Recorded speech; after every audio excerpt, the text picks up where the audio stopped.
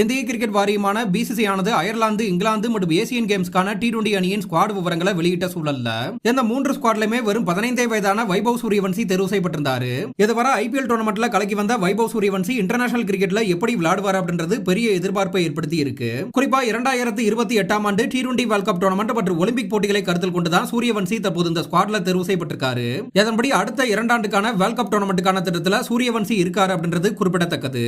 இந்த நிலைமையில ஒரு முக்கியமான விஷயம் என்ன அப்படின்னு பார்த்தோம்னா, எப்படி அயர்லாந்து மற்றும் இங்கிலாந்து சீரிஸ்ல விளையாட இருக்கக்கூடிய வைபவ் சூரியவன்சி, அதாவது வெளிநாடு சென்று விளையாட இருக்கும் சூழல்ல தன்னோட பெற்றோர்களையும் கூடவே அழைத்து செல்லலாம் அப்படின்னு பிசிசி ஆனது ஒரு சிறப்பு அனுமதியை கொடுத்திருக்காங்க.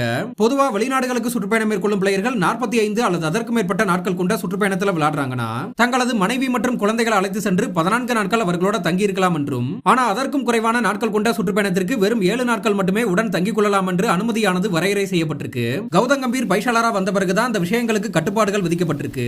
ஆனா தற்போது வைபவ் சூரியவன்சிக்கு மட்டும் இந்த விதியில விலக்களிக்கப்பட்டு எந்த சுற்றுப்பயணம் மட்டுமல்ல எந்த ஒரு சுற்றுப்பயணத்திலும் கூட அவர் தன்னோட பெற்றோர்களை உடன் வைத்துக் கொள்ளலாம் அப்படின்னு அனுமதியானது வழங்கப்பட்டிருக்கு.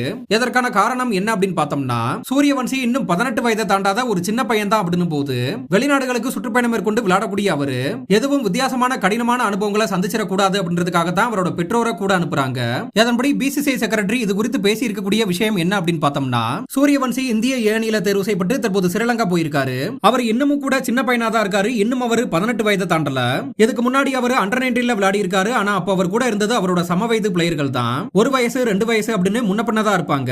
ஆனா இப்ப சீனியர் பிளேயர்கள் கொண்ட அணியோட பயணிக்க இருப்பதனால அவரோட பெற்றோர்கள் கூட போவதுதான் சரியா இருக்கும் அப்படின்னு நினைக்கிறோம். ஸ்ரீலங்கா சென்றிருக்கக்கூடிய இந்திய அணியில சூரியவன்சியும் கூட போயிருக்கும் சூழல்ல சூரியவன்சியோட அப்பா வந்து கூட போயிருக்காரு.